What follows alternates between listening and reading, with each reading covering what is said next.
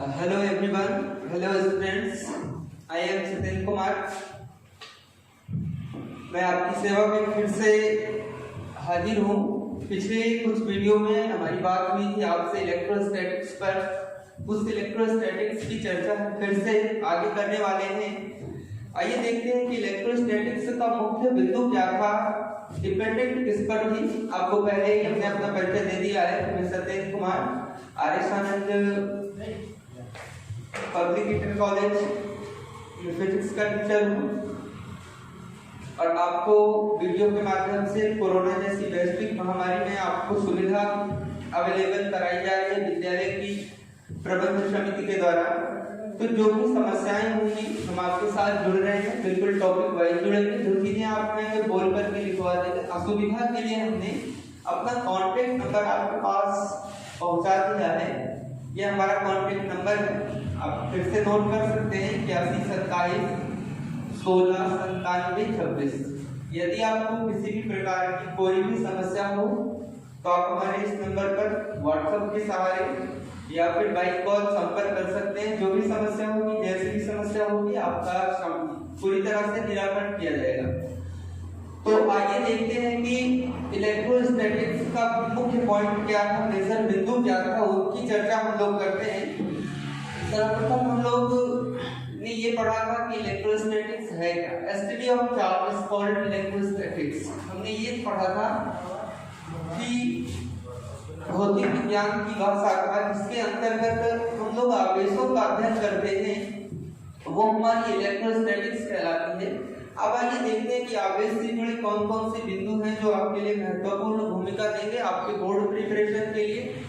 पूरा सिलेबस जो होगा वो अकॉर्डिंग टू एनसीईआरटी होगा और आपको बोर्ड प्रिपरेशन में जो मदद करेगा वो तो ठीक ही है, लेकिन हम आपको उन सब्जेक्ट से जोड़ेंगे, उन ऐसे प्रश्नों से जोड़ेंगे जो आपको कॉम्पिटिशन के एग्जाम में भी आपकी खासी मदद करेंगे। तो कॉम्पिटिशन एग्जाम में जो मदद करेंगे ऐसे क्वेश्चंस को भी हम आपके बीच में चिन्हित करवा देंगे।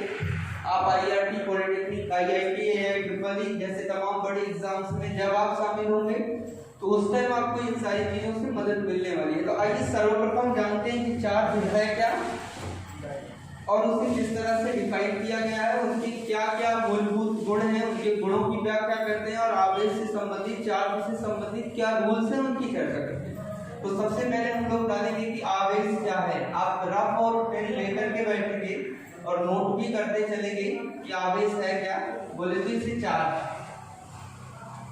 तो जो आपका चार्ज है, आवेश है, वो है क्या, इसके लिए हमने क्वेश्चन मार्क्स लगा दिए। आइए छोटी सी बात, आप लोगों ने प्राय अपने बचपन में ऐसी घटनाएं किए होंगे, जैसे मान लेते हैं कि ये मार्कर है और आप पेन है, जब आप इसे रब करते हो, जब इसे आप घर्षण की कंडीशन में लाते हो तो आपने देखा होगा कि छोटे छोटे तिनकों को ये अपनी ओर खींच लेता था, या तो खींच लेता था या तो इनसे दूर हो जाता था। तो क्या हुआ कि बहुत पुरानी बात है, आज के लगभग मान के चलिएगा कि 2500 वर्ष पूर्व की बात है, बिफोर 250 ईयर्स अगो, 2500 वर्ष पूर्व की बात है। यूनान के वैज्ञानिक थे जिसे हम लोग बोल सकते हैं यूनानी वैज्ञानिक, जिनका नाम था थेल्स। तो यूनानी वैज्ञानिक थेल्स ने इसका प्रयोग सर्वप्रथम किया। अगर आपसे पूछ लिया जाए क्वेश्चन कंपटीशन का जो होगा वो आवेश संबंधी प्रथम प्रयोग किसने किया था, तो हम लोग ये कह सकते हैं कि आवेश संबंधी प्रथम प्रयोग जो किया गया था वो यूनानी वैज्ञानिक थेल्स के द्वारा किया गया। अच्छा चलिए ठीक है। आवेश का अगर हम लोग बात करें कि आवेश के प्रथम प्रयोग के पश्चात जो बात आई थी कि आवेश शब्द का फिर नामकरण किया गया। आपने देखा होगा कि आवेश के नाम रखे गए, दो टाइप के नाम थे, घन और ऋण। इनकी चर्चा अभी हम गहरी करेंगे जब हम लोग पढ़ेंगे आवेश के प्रकार। तो इनके नाम welcome to MHTC Bluetooth mode। उसे लोग इस नाम device is connected successfully। Benjamin Franklin नामक वैज्ञानिक ने क्या किया था, आवेशों का घन और ऋण नाम दिया था। देखो दो महत्वपूर्ण बातें आएंगी। आवेश शब्द का यूज किसने किया, प्रथम प्रयोग किसने किया, थेल्स ने किया था। नामकरण किसने किया था, बेंजामिन फ्रैंकलिन नामक वैज्ञानिक ने किया था। यही एक वैज्ञानिक थे जिन्होंने तड़ित चालक की खोज की थी। आपने देखा होगा कि जब आसमान में बिजलियां चमकती हैं तो बिजलियों से बचने के लिए, किसको बचने के लिए? भवनों को। आप अपने भवनों को सुरक्षित रखते हैं किसके द्वारा? तड़ित चालक के द्वारा। तभी जब हम आपसे ऑफलाइन जुड़ेंगे तो हम इन सब चीजों पर काफी अच्छी चर्चाएं करेंगे। ऑनलाइन क्लास में वक्त और समय को देखते हुए थोड़ा सा बहुत गहरी चर्चा नहीं कर सकते, तो यहाँ पर हम लोग ध्यान देंगे कि आकाशीय बिजली से भवनों की सुरक्षा के लिए बेंजामिन फ्रैंकलिन ने किसकी रचना की थी? उसका नाम था तड़ित चालक। ये ध्यान रखना, पॉलिटेक्निक आईआईटी जैसे एग्जाम में ऐसे क्वेश्चंस बनते हैं। अब आइए हम लोग ये पता करते हैं कि आवेश अगर है प्रकृति में, यदि आवेश उपस्थित है तो उस आवेश का पता हम लोग कैसे लगाएंगे? तो आवेश का जो पता लगाते हैं उसे हम लगाते हैं विद्युतदर्शी की सहायता से। तो आवेश की उपस्थिति का पता लगाने के लिए किसका प्रयोग करेंगे? विद्युतदर्शी का प्रयोग करेंगे। अब जरा सा ध्यान देते हैं, आवेशन की क्रिया मीन्स आवेश को उत्पन्न करने के लिए करना क्या पड़ता है कि वस्तुओं में फ्रिक्शनल कंडीशन को मेंटेन करना होता है। तो ये जो आपकी कंडीशन होती है आवेशन की, जिसे हम लोग बोलते हैं चार्जेशन, तो आवेशन की क्रिया में होता क्या है? आपसे ये दिमाग में बहुविकल्पी प्रश्न बन सकते हैं बोर्ड एग्जाम में कि आवेशन की क्रिया में होता है क्या? होता है, ये जानते रहिएगा कि इलेक्ट्रॉन का स्थानांतरण होगा। तो आवेशन की क्रिया में क्या होगा? इलेक्ट्रॉन का स्थानांतरण होगा। इसे आप नोट करते चलेंगे, छोटे छोटे पॉइंट्स हैं, यहाँ से जो आपके यहाँ बहुविकल्पी प्रश्न बनेंगे उनसे जुड़े हुए पॉइंट्स हैं। आप स्क्रीनशॉट भी ले सकते हैं, नोट भी कर सकते हैं, पॉज करके भी नोट कर सकते हैं। अब जरा सा हम इसको इरेज करेंगे और मुख्य बिंदु पर आते हैं कि आवेश है क्या। ये तो मैंने छोटी सी चर्चा कर दिया था कि कब कैसे क्या हुआ था, बाकी की डिटेल्स आपको इसके बारे में बहुत सारी बातें बतानी है। आगे धीरे धीरे करके हम इन सारी बातों के आपके वर्णन करते रहेंगे, इसके लिए आप बिल्कुल पूरी तरह से चिंतित ना होइए। अब आइए थोड़ा सा एक बहुत अच्छी और बेहतर बात कर लेते हैं कि आवेश है क्या। जैसे हम मान लेते हैं सामान्य भाषा में हम लोग ये कह सकते हैं कि पदार्थों या वस्तुओं के आकर्षण या प्रतिकर्षण मीन्स रिपलाइजेशन, या हम उसे बोल सकते हैं रिपल्टिव, जिसे हम लोग बोलते हैं आकर्षण, सॉरी प्रतिकर्षण। और आप ये जानते होंगे कि आकर्षण और प्रतिकर्षण जो आपका है, जिसे हम लोग क्या कहेंगे, आपका एक टॉपिक मिल गया कि आकर्षण, अट्रैक्शन, और आपका एक होता है प्रतिकर्षण, जिसे हम लोग बोलते हैं रिपेल। रिपेल का मतलब होता है प्रतिकर्षण फोर्स, रिपलाइजेशन। तो ये जो आपका हुआ प्रतिकर्षण, तो हम लोग ये बोल सकते हैं कि आकर्षण और प्रतिकर्षण का जो गुण होता है, यही गुण आपका क्या कहलाता है? यानी हम लोग कह सकते हैं कि किसी वस्तु के आकर्षण या प्रतिकर्षण का गुण क्या कहलाता है? आवेश कहलाता है। अच्छा, एक बेहतर परिभाषा हम आपके बीच में और बताने चल रहे हैं, बाई फिगर थोड़ा सा समझने की कोशिश करिएगा। ये आपको ऐसा नहीं कि किसी पुस्तक में इस तरह से दर्शाया गया है, कि निजी प्रयास है, जरा सा समझिएगा। आप मान लीजिएगा कि एक कोई वस्तु है जिसका नाम ए, जिसे हम लोग ऑब्जेक्ट बोल सकते हैं। आपका ये ऑब्जेक्ट फर्स्ट है और ये आपका ऑब्जेक्ट सेकंड है, जिसे हम लोग बोलते हैं बी। अब क्या होता है, इन दोनों वस्तुओं को जब हम लोग फ्रिक्शनल कंडीशन में लाते हैं, घर्षण की कंडीशन में लाते हैं, तो क्या होता है, जब कोई वस्तु, यहाँ से ध्यान देना, इसको हम मिटा देंगे। आप जानते रहिएगा कि एक वस्तु ए है, एक वस्तु बी। जब कोई वस्तु इलेक्ट्रॉन का त्याग करती है, देखो जब भी कोई वस्तु इलेक्ट्रॉन का त्याग करेगी, तो त्याग करने का मतलब ये हुआ कि वह अपने भीतर इलेक्ट्रॉनों की कमी ला रहा है। यहाँ पर फोकस करिएगा, न्यूमेरिकल क्वेश्चंस जब आप हल करेंगे तो ये काम करेगा पूरी तरह से, न्यूमेरिकल क्वेश्चंस। तो जब वस्तु इलेक्ट्रॉन का त्याग करती है, माइनस साइन हो जाएगा। अब ध्यान ये देते हैं कि जब ये इलेक्ट्रॉन का त्याग करेगी, और अगर ये वस्तु इलेक्ट्रॉन का त्याग कर रही है, तो नो डाउट ये वस्तु जो होगी वो इलेक्ट्रॉन को ग्रहण करेगी। बात मेरी समझते चलिएगा, जब कोई वस्तु इलेक्ट्रॉन का त्याग करती है या फिर वस्तु इलेक्ट्रॉन को ग्रहण करती है, तो वस्तु में होता क्या है, दो टाइप का गुण आता है, आकर्षण, ऑब्लिक लगा दिया, प्रतिकर्षण। कुछ इस तरह से परिभाषा पेंट होगी। तो आकर्षण या प्रतिकर्षण का विशेष गुण आ जाता है, यही विशेष गुण जो होता है उसे हम बोल सकते हैं कि यह हमारी किसी भी वस्तु का आवेश है। अच्छा, दूसरी चीज क्या है, यहाँ मोस्ट इम्पोर्टेंट बात क्या है कि जो वस्तु इलेक्ट्रॉन का त्याग करेगी वो वस्तु ध्यान रखना कि वो धनावेशित होगी। टाइप ऑफ चार्ज में हम बताएंगे जो वस्तु इलेक्ट्रॉन का त्याग करेगी वह वस्तु धनावेशित होगी, मतलब वो पॉजिटिवली चार्ज होगी, धनावेशित होगी।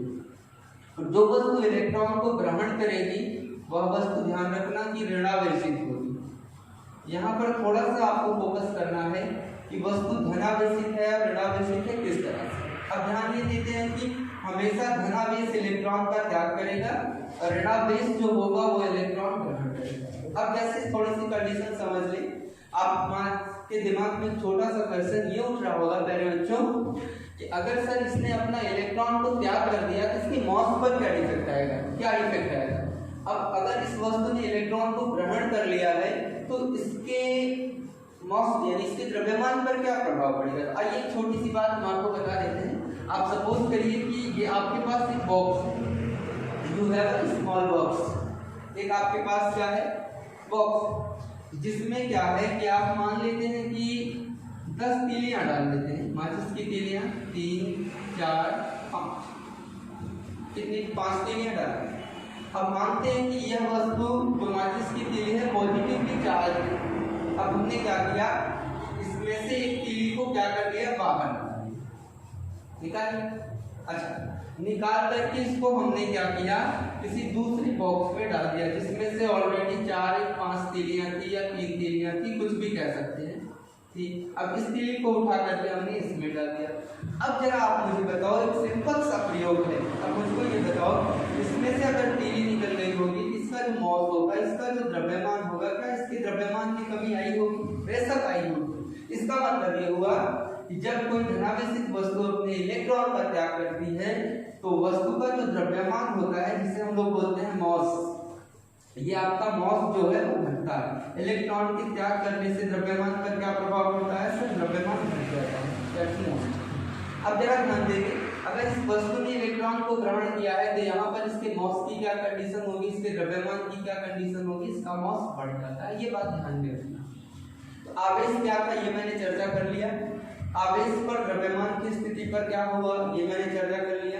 अब यहाँ पर जो धन और ऋण की बात हो रही थी, ये बेसिकली न्यूमेरिकल क्वेश्चन में आता है कि 10 इलेक्ट्रॉनों की अधिकता हो जाए तो बताइए कि तो बल किस टाइप का लगेगा, प्रतिकर्षण प्रवृत्ति का होगा कि आकर्षण प्रवृत्ति का होगा। इन सब चीजों पर मुझको अच्छे से चर्चा करें, तो आप इतना नोट कर लीजिएगा।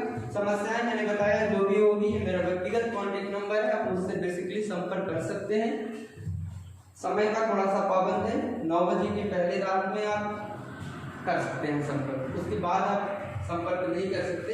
आइए हम इसको इरेज करते हैं, उसके बाद आगे की चर्चा आपसे करते हैं। जो भी समस्याएं बच्चों होंगी, लॉकडाउन की स्थिति है, पूरा देश पीड़ित है कोरोना जैसी वैश्विक महामारी में, तो आप भी घर रह करके देश सेवा का आपको एक बेहतर अवसर मिला है, इस अवसर को बनाइएगा। बिकॉज आप एक सच्ची स्टूडेंट हो, एक सच्चे स्टूडेंट की ये पहचान होती है, अच्छे और आदर्श स्टूडेंट की पहचान है कि सच्चे वीर पुरुष जो होंगे वो धीर गंभीर और आजाद होंगे, उनकी आकांक्षाएं जो होंगी वो समुद्र की तरह विशाल एवं गहरी होगी। तो इस तरह से हम लोग अपनी बात आगे अब बढ़ाते हैं कि आवेश क्या था, इसकी चर्चा बनी करते हैं। अब जरा सा ध्यान देते हैं कि आवेश की वैल्यू क्या होती है और उसकी यूनिट्स क्या होते हैं उनके। यहाँ पर लिखते हैं आवेश के या आवेश का मात्रा, हम बोल सकते हैं यूनिट ऑफ चार्ज। कि इन सारी चीजों को बेसिक चीजें हैं, थोड़ा सा पता होना बेहद जरूरी है। देखिए आवेश का फार्मूला क्या होता है, आवेश इज इक्वल टू, जिसे हम लोग बोलेंगे charge is equal to current, जिसे बोलेंगे धारा, इनटू टाइम, जिसे हम लोग बोलते हैं समय। आवेश बराबर आपको मिलता है धारा गुणे समय। मैंने सपोज कर लिया कि आपका जो चार्ज है, मैंने माना या सपोज दैट, माना कि आपका जो चार्ज है, माना कि आवेश जो है उसे Q से डिनोट करेंगे तथा आपकी जो करंट है जिसे धारा बोलते हैं उसे I से कन्वर्ट करेंगे। टाइम जो आपका है, समय जो आपका है, यदि उसे हम T से कन्वर्ट करें तो मैथमेटिकल रूप में क्या होगा, Q की वैल्यू जो आपको फाइंड आउट होगी वो होगी I इंटू T। ये आपका फार्मूला मिल गया आवेश। अब थोड़ा सा सपोज करिए कि Q को मैंने ऐसे रहने दिया। करंट की वैल्यू जो होती है उसे एम्पियर बोलते हैं। एम्पियर नामक वैज्ञानिक ने धारा के संदर्भ में बातें की थी, इसलिए हम लोग उसे एम्पियर बोलेंगे। T की जो वैल्यू होगी उसे बोलते हैं सेकंड। तो एक वैल्यू आपको मिली क्या, एम्पियर सेकंड। अब आइए जरा सा ध्यान देते हैं कि आवेश को जैसे पूछ लिया कि किससे प्रदर्शित करते हैं, तो आवेश को हम लोग Q से प्रदर्शित करते हैं। अच्छा, दूसरी चीज क्या है कि आवेश का MKS पद्धति में, अगर आपसे पूछा कि MKS पद्धति में जिसमें मीटर, किलोग्राम और सेकंड को लिया जाता है, MKS पद्धति में आवेश का मात्रक क्या होता है, जिसे हम लोग बोलते हैं कूलम। अब जरा ये ध्यान रखना, इन क्लास 11th में आपने पढ़ा रहा होगा मेजरमेंट के बारे में, मापन के बारे में। वहां पर आपने MKS, CGS, IFS पद्धतियों के बारे में जानकारी दिए थे। अगर आपको तनिक भी असुविधा होगी पद्धतियों से जुड़ी तो आप उसको एक बार जरूर इंगित कर दीजिएगा, संदेश मेरे तक पहुंचा दीजिएगा। फिर हम आपको एक बेहतर वीडियो उस पर बना करके आपके बीच में रख देंगे, आप बिल्कुल समझ लीजिएगा कि क्या है। तो आवेश का मात्रक क्या है, कूलम या फिर एम्पियर से। देखिए ये पूछता है कि इस टाइप की राशि आपने पढ़ा होगा राशियों के बारे में, vector quantity and scalar quantity, सदिश राशि और अदिश राशि। तो इसका भी बढ़िया आपको एक छोटा कंटेंट आपको दे देंगे, उससे आपको ये पता चल जाएगा कि कौन सी राशियां सदिश है, कौन सी राशियां अदिश है। बिल्कुल नॉर्मल ट्रिक्स टाइप का होगा, एक बार में आप याद कर सकते। तो जैसे आपका आवेश है, आवेश आपकी वन टाइप ऑफ है स्केलर क्वांटिटी, एक प्रकार की क्या है या अदिश राशि। तो आपका आवेश जो है वह कौन सी राशि है, अदिश राशि है। अब जरा ये सूत्र हो गए, इनके मात्रक हो गए। मुझे लग रहा है कि आपको यहाँ से किसी प्रकार की कोई भी असुविधा नहीं, आपको परिभाषाएं भी मैं बोल करके पूरी तरह से लिखवा दूंगा। थोड़ा सा सामान्य परिचय चल रहा है, इसलिए परिचय पे बहुत अधिक हम लोग बात ना करें, ज्यादा बेहतर है। अब हम चाहते हैं कि इसको अरेंज करें। समस्या के लिए आप लोग थोड़ा सा इसको स्क्रीनशॉट ले लिया करें, नहीं तो वीडियो को पॉज करके फिर आप लोग देखें। ओके, अब चलिए इसको हम मिटा देते हैं। अब देखिए हमारी अगली बात ये हो गई कि अब मान लेते हैं कि यदि आपके पास नंबर ऑफ इलेक्ट्रॉन्स, यदि इलेक्ट्रॉनों की संख्या आपके पास n हो तो टोटल चार्ज कितने होंगे। तो उस टाइम में आप ये फार्मूला यूज कर सकते हैं, Q = n मींस n क्या है, where n = number of electrons. n क्या है आपका नंबर ऑफ इलेक्ट्रॉन, मतलब हम लोग इसे बोल सकते हैं कि ये इलेक्ट्रॉनों की क्या है, संख्या। अगर आपसे पूछ लिया किसी चालक में इलेक्ट्रॉनों की संख्या 10 है तो टोटल आवेश कितना होगा, वहां से आप E की वैल्यू फाइंड आउट कर सकते हैं। उसके बारे में भी मैं अभी तुरंत चर्चा करूंगा कि E की वैल्यू होती है। ओके, अब आइए जरा सा ध्यान देते हैं इसको इरेज करके, तो फिर इसकी चर्चा करते हैं। देखिएगा कि प्रकृति हमारी जो है, जो नेचर है, प्रकृति में आवेश है, प्रकृति के आवेश। तो हमारी प्रकृति के जो आवेश है वो कौन कौन से हैं, इनकी चर्चा कर लेते हैं। ध्यान ये देते हैं जैसे प्रकृति का एक आवेश है इलेक्ट्रॉन, संकेत में आप इसे -e बोल सकते हैं, बिकॉज इलेक्ट्रॉन पर ऑलवेज प्रायः जो होगा वो नेगेटिव चार्ज होगा, नकारात्मक चार्ज होगा, ऋणात्मक चार्ज होगा। तो इलेक्ट्रॉन पर आवेश कितना होता है, -1.6 × 10⁻⁹ कूलम का ऋण आवेश होता है। आपसे अगर कोई पूछे कि इलेक्ट्रॉन पर आवेश कितना होता है तो आप आराम से बताइएगा कि 1.6 × 10⁻⁹ का नेगेटिव चार्ज होगा, ऋण आवेश होगा। फिर आप जरा फोकस करिएगा, इलेक्ट्रॉन की बात आपके पास आता है प्रोटॉन। प्रोटॉन जो होता है उस पर प्लस चार्ज होता है, तो कितनी वैल्यू होती है, इलेक्ट्रॉन की वैल्यू के ही बराबर होता है प्रोटॉन का चार्ज। कंडीशन क्या है, इसमें नेगेटिव साइन होगा, इसमें पॉजिटिव साइन होगा। तो 1.6 × 10⁻⁹ कूलम का क्या होगा, यहाँ पर नेगेटिव चार्ज होगा प्रोटॉन पर। अब ध्यान देते हैं, इलेक्ट्रॉन हो गया, प्रोटॉन हो गया, ये आपके मूल कण हैं, जिसे हम लोग बोलते हैं फंडामेंटल पार्टिकल्स या बेसिक पार्टिकल्स। जो हमारे मूल कण जो है, इलेक्ट्रॉन पर इतना चार्ज, प्रोटॉन पर इतना। अब आपका आ गया न्यूट्रॉन।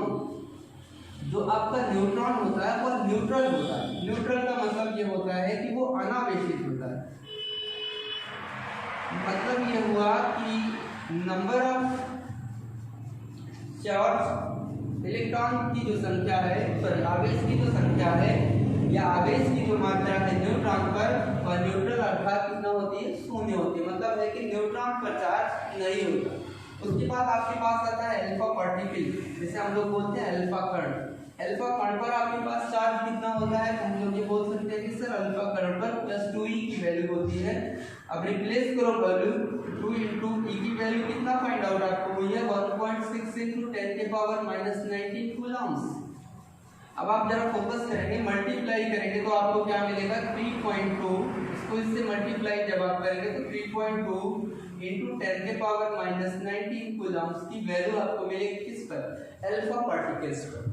अब आइए जरा सा ध्यान ये देते हैं, ये तो हमारे कुछ चार्ज हो गए, प्रकृति में आवेश हैं उन पर उपस्थित चार्ज की मात्रा हो गई। अब आइए प्यारे बच्चों, हम लोग अपने टॉपिक को थोड़ा सा आगे बढ़ाते हैं और इनकी प्रॉपर्टीज पर बात करते हैं और इनके प्रकार पर बात करते हैं। इस तरह से आगे की बात हम आपसे करते हैं। देखिए आपका होमवर्क ये है कि आप इसको बढ़िया से कॉपी में मेंटेन करिएगा और मुझे व्हाट्सअप करिएगा, तब मुझे लगेगा कि प्यारे बच्चे आप पढ़ रहे हैं। मेरा ये कॉन्टेक्ट नंबर है, इन चीज़ों को हम पढ़ा रहे हैं। आपका ये होमवर्क है कि मुझे ये लगे कि हाँ आप पढ़ रहे हो, तभी हम आपके साथ अच्छी खासी मेहनत करें, क्योंकि इस लॉकडाउन में हम भी कठिनाइयाँ उठाकर ही आपके बीच में सारी व्यवस्थाओं को किया, आपके प्रबंध निदेशक के व्यक्तिगत अनुमोदन। तो यह ध्यान रखना बच्चों कि हम आपके साथ मेहनत करें, तो आपकी भी जिम्मेवारी है कि आप इसे बेहतर तरीके से अपने आप को अपनी निजी जिम्मेदारी समझ करके तैयार करते रहिएगा। क्योंकि देखिए संस्था की जिम्मेदारी या फिर व्यक्तिगत हमारी कोई ये जिम्मेदारी नहीं है कि हम आपके साथ पूरी तरह से लगे रहे और लेकिन आप हमारे साथ बिल्कुल न लगे। तालियों को यदि आपको बजाना है तो आपको ये पता है कि दोनों हाथों का यूज बेहतर तरीके से होना चाहिए। इसलिए आप हमेशा ये ध्यान रखिएगा कि आप अच्छी चीजें दीजिएगा, अपने आप को हम लोगों को देने की आवश्यकता नहीं है। आप दीजिएगा बेहतर चीजें, बेहतर प्रयास करिएगा जिससे आपको सफलता आसानी से मिले और अच्छा स्कोर करिएगा। क्योंकि लॉकडाउन कब खुलेगा इसका कोई निश्चित आंकड़ा नहीं है, इसलिए आप अपने आप को घर पर रह करके सुरक्षित महसूस करके बढ़िया तैयारी के साथ करते रहिए। इरेज करते हैं आगे के टॉपिक्स मेंटेन करते हैं। अब ध्यान दीजिएगा कि आपका ये जो टॉपिक चार्ज चल रहा है, ये तो बात हो गई चार्ज की। अब आइए ध्यान देते हैं types of charge, types of charge जिसे हम लोग बोलेंगे आवेश के प्रकार। हम जो भी यूज करते हैं इंग्लिश वर्ड का कोशिश करते हैं हम उसका हिंदी में ट्रांसलेट कर देते हैं, बड़ी सी असुविधा होती है जरूर, लेकिन फिलहाल कोई बात नहीं है, आपको अच्छे से समझना है, ये हमारे लिए बेहतर है। तो टाइप्स ऑफ चार्ज क्या है, मतलब है कि आवेश का प्रकार। अगली तरह से ध्यान देते हैं कि आवेश हमारे कितने प्रकार के होते हैं। There are 2 types of charge, आवेश के 2 प्रकार होते हैं। एक आपका क्या होता है धनावेश, जिसे हम लोग बोलते हैं पॉजिटिव चार्ज धनावेश। दूसरा जो आपका होता है ऋणावेश, जिसे हम लोग क्या बोलते हैं निगेटिव चार्ज धनावेश और ऋण। मैंने ये आपको बात बता दिया कि आवेश का ये धन और ये ऋण नाम किसने दिया था, वैज्ञानिक का नाम बेंजामिन फ्रैंकलिन। बेंजामिन फ्रैंकलिन नामक वैज्ञानिक ने क्या किया था, आवेशों को 2 नाम दिया, उसका नाम क्या था धनावेश और एक का नाम क्या था ऋणावेश। अब देखिए कि अगर आपसे कोई पूछे कि ये धनावेश है पॉजिटिव चार्ज है ना, तो हम लोग ये कह सकते हैं कि वे पदार्थ जो अपना, अब बताओ पदार्थ के पास होता क्या है इलेक्ट्रॉन, तो हम लोग ये कह सकते हैं कि वे पदार्थ जो अपना इलेक्ट्रॉन खो देता है। खो देने का मतलब है कि दे देता है, किसी को डोनेट कर देता है, दान दे देता है। मतलब है कि वे पदार्थ जो अपना इलेक्ट्रॉन खो देता है या फिर ऐसे पदार्थ जिनमें इलेक्ट्रॉन की कमी होती है उसे हम लोग क्या बोलते हैं धनावेश। अच्छा एक चीज ये हो गया, लेकिन हम लोग ये कह सकते हैं कि आपका ऋणावेश क्या हुआ, तो हम बोलेंगे कि वे पदार्थ जो इलेक्ट्रॉन को क्या करते हैं ग्रहण करते हैं। ग्रहण करने का मतलब एब्जॉर्ब करते हैं। मीन्स हम ये कह सकते हैं कि ऐसे पदार्थ जिनमें इलेक्ट्रॉनों की अधिकता, ये मैटर ध्यान रखना, अधिकता, ऐसे पदार्थ जिनमें इलेक्ट्रॉन्स की अधिकता हो वो आपके नेगेटिव चार्ज कहलाएंगे, और जिनमें इलेक्ट्रॉन की कमी हो वो आपके पॉजिटिव चार्ज कहलाएंगे, धनावेश कहलाएंगे। अब मैंने ये बताया था पहले कि अगर वस्तु धनावेशित है और इलेक्ट्रॉन का त्याग करती है तो इसका मतलब है कि इसका जो मॉस होगा वो क्या होगा, घटेगा। मैंने बेसिक प्रयोग आपको बताया। और अगर ये वस्तु इलेक्ट्रॉन को ग्रहण कर रही है मतलब नेगेटिवली चार्ज है, तो इसका जो द्रव्यमान होगा वो क्या होगा, बढ़ता है। न्यूमेरिकल बेसिस क्वेश्चन में इन सब चीजों का बेशक बहुत ही महत्वपूर्ण योगदान है, तो आप लोग इन चीजों को ध्यान दीजिए। तो देखो आवेश कितने प्रकार के हो गए, 2 प्रकार के हो गए, धनावेश व ऋणावेश। नामकरण इनका किसने किया था, बेंजामिन फ्रैंकलिन ने किया था। वे पदार्थ जिनमें इलेक्ट्रॉन की कमी होगी धनावेशित होंगे, जिनमें अधिकता होगी वो ऋणावेशित होंगे, मतलब जो इलेक्ट्रॉन खो देता है उसे धनावेशित, जो ग्रहण करता है जो बाहर आता है उसे हम ऋणावेशित कहेंगे। इसमें होता क्या है कि होने पर द्रव्यमान घटता है और ग्रहण करने पर आपका द्रव्यमान जो होता है वो बढ़ता है। अब आइए ध्यान देते हैं कुछ विशेषताएं हैं चार्ज की, उनकी जरा सा उनको फोकस करें।